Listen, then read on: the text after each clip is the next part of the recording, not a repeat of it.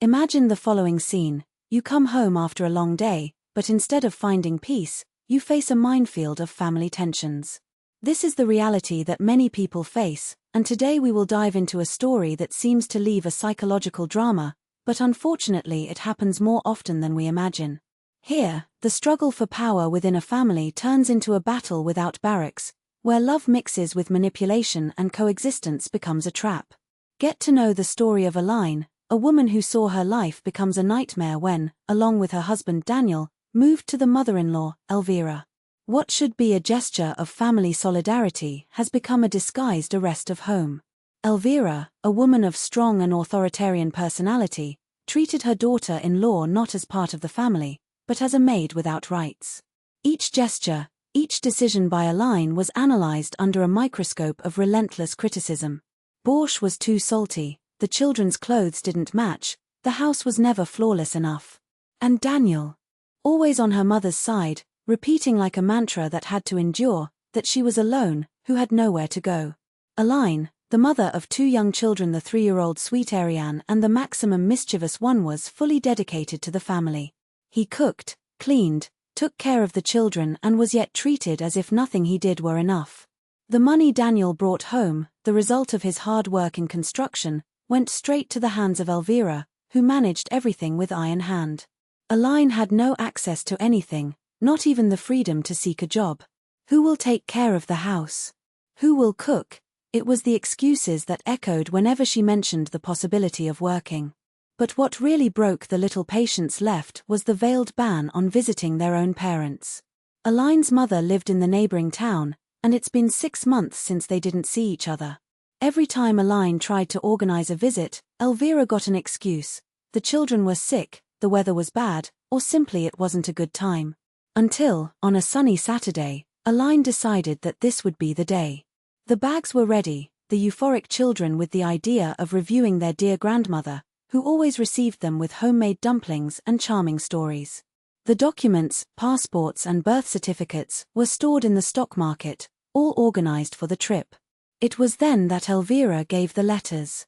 While Aline left quickly to buy some snacks for the road, the mother-in-law acted in the shadows.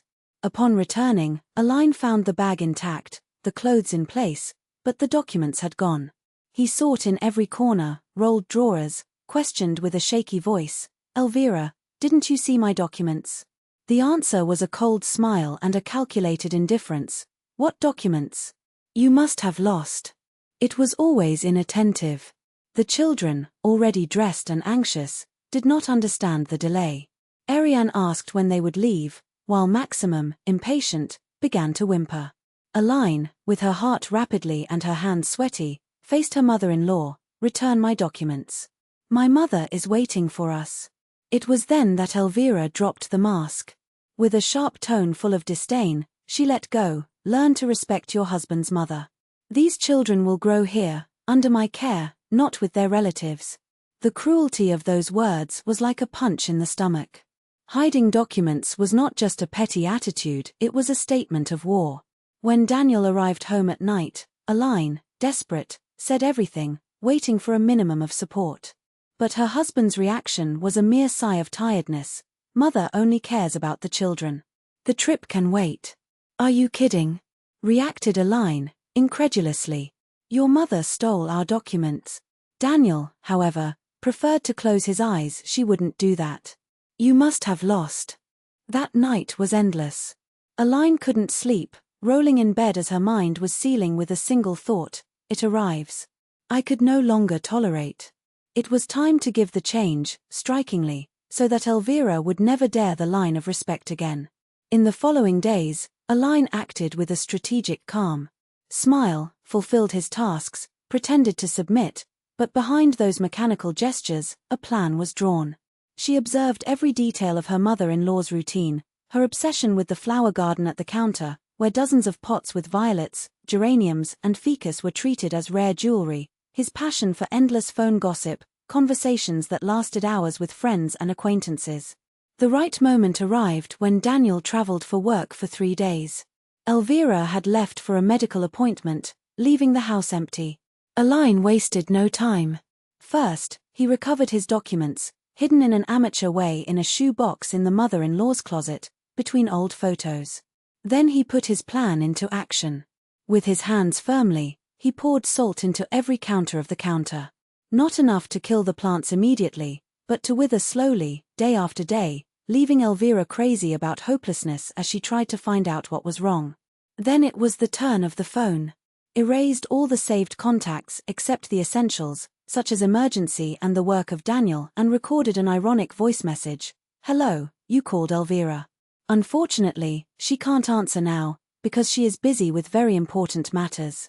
If her reason is gossiping about the neighbors, squeeze one. If she wants to complain about the daughter-in-law, better, in a week." The final touch. An unexpected feast. Aline took all the treasures that Elvira kept, 7 keys to the bottom of the refrigerator, the expensive caviar, the imported cheese, the smoked salami, and prepared a king lunch for the children. Ariane and Maximum devoured each piece, not understanding very well why the mother suddenly became so generous. When Elvira returned, she was greeted with a sweet smile and a tempting scent from the kitchen. Suspicious, she sniffed the air. "What smell is this?" "I'm just preparing lunch. I wanted to do something special for the family," said Aline, with an innocence studied. Half an hour later, the phone rang. Elvira answered, hoping to hear a friend's voice, but what he heard was something very different, and that would mark the beginning of a new dynamic in that house. From that day, Elvira would learn, in the hard way, that the sowing wind reaps storms. What he heard was his own voice, recorded in a mechanical and ironic tone. "Hello, you called Elvira Anatolievna. Unfortunately, she can't answer now. You're probably busy firing, hiding documents, or planning your next family intrigue. Leave a message after the signal if you have the courage." Elvira's face froze. The fingers trembled as she tried to rediscuss, but the authentifier responded with the same sarcastic message. He tried to disable him, but the modern cell phone menus were a maze for his fingers used to dialing numbers. Each entry call was received with that poisonous message, and one by one, his friends turned off, confused, offended, convinced that the old acquaintance had lost his judgment. That's when the second blow noted. When opening the refrigerator to prepare her afternoon tea, the emptiness struck her like a slap. The smoked sturgeon, which had cost half of his pension, had disappeared. The imported brie cheese, reserved for the visit of the cousin of Moscow, too. And the marinated trout in mustard sauce, his culinary pride, was now just a spot of olive oil on the glass plate. "Where is Minute? Is there food?" roared, his eyes injected with fury. Aline didn't even lift the eyes of the recipe book she flipped down. The Olympic. "The children asked so much, Elvira. You always say that grandchildren are your priority." The voice was sweet, almost maternal. "I thought, why not ale-grade them?" Elvira choked. "This was for Irida's birthday dinner. You didn't have the right. But the replica was already ready, sharp as a blade, and they're right to be happy. Which party is more important than a child's smile?" The question stopped in the air, heavy, irrefutable. Elvira felt the floor shake under her feet. Something was wrong, very wrong, and she couldn't identify what, only who. At night, the third sign. His worshipped African violets, who have flourished for decades under his meticulous care, hung withered, the yellowish leaves as an old paper. Elvira knelt before the vessels, rolling the earth with trembling fingers, smelling the substrate, looking for pests. "Impossible. I watered yesterday. I always get it at the same time. But the plants don't lie. Something poisoned them or someone." By the end of the week, chaos was absolute. The telephone had gone. Her friends, convinced that she had gone crazy with that grotesque authentifier, stopped calling. Half of the orchids were dead. Those who survived seemed to agonize in slow motion. The refrigerator was a desert.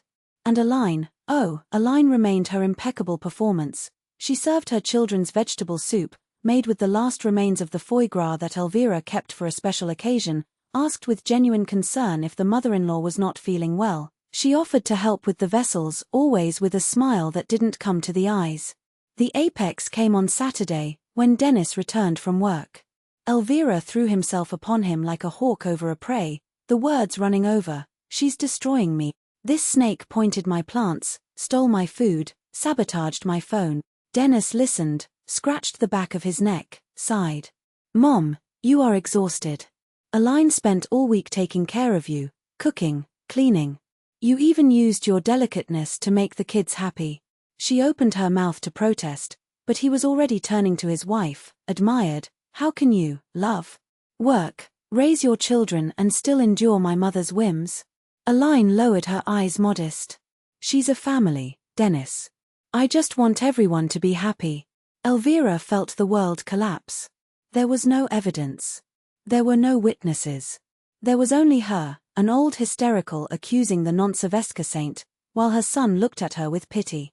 That night, when the children slept and Dennis watched the news, Aline approached the mother-in-law with feline steps. Ah, Katia, she whispered, as if a secret was shared. I found my documents. They were in your closet, inside a shoe box. They must have fallen there unintentionally, wouldn't they? The blood abandoned Elvira's face. The box. The damn box she hid after turning Aline's bag by mistake. Tomorrow I take the kids to spend the weekend with my mother, Aline continued, caressing Elvira's arm with an intimacy that froze her veins. I hope you don't mind. After all, life is so unpredictable, isn't it? Sometimes the phones break, plants die, food disappears. Who knows what else can happen? Elvira's eyes found the daughter-in-law. And for the first time, she understood. That fragile woman, which she had humiliated for years, was actually a relentless strategist. A chess player who had sacrificed pedestrians to checkmate. Go, Elvira murmured, the voice a thread of smoke. Of course you can go. Aline smiled a real smile for the first time. Thank you, Katia. And Elvira knew, it was not a thank you. It was a farewell. Of the old power. Of ancient impunity. Of that version of herself that would never come back. The years that followed transformed Elvira so that no one, not even Earth her, I would imagine possible. The woman who had once measured the value of others for the weight of her last name or the thickness of the living room curtains now passed entire afternoons in the kitchen, the Farinhelli hands, experiencing recipes she found in books borrowed from the municipal library. He learned to make honey bread like Aline's grandmother, dominated the art of the pierogies that Katia loved so much, and even ventured into dishes that would never have proved before feijoada, moussaka, baklava, as if every new flavor was an excuse to sit at the table and hear stories. History of the grandchildren, who now called her Grandma Lyra with a affection that hurt being so late. Aline's story, who gradually set aside resentment and began to share with her the memories of childhood, the dreams for the future, the photos of the trips that the family could finally make without the weight of a silent war. Sometimes, seeing Elvira teaching the elder to knead the pasta or reading to the youngest before bed, Katia would catch himself thinking, who is this woman? It was not the same that broke dishes against the wall or required the cutlery to be arranged as the label dictates, not as in the house of some savages. It was as if, by losing the game she had believed so much to master, she had discovered, for the first time, the taste of a victory that did not depend on humiliating others.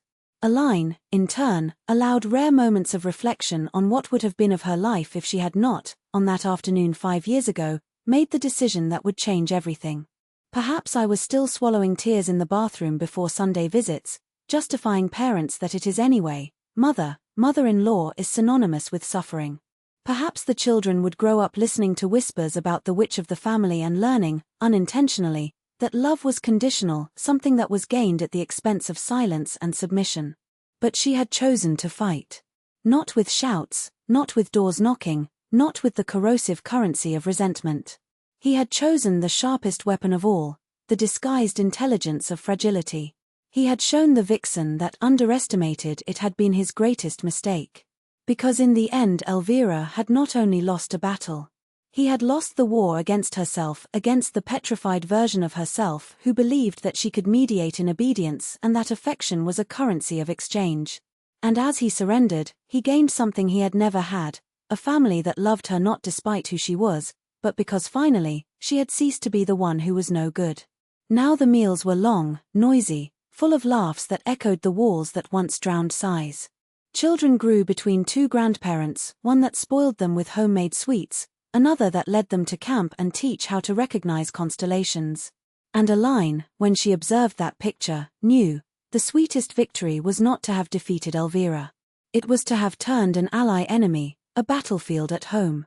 The kind of triumph that does not display itself, but is lived. Day after day.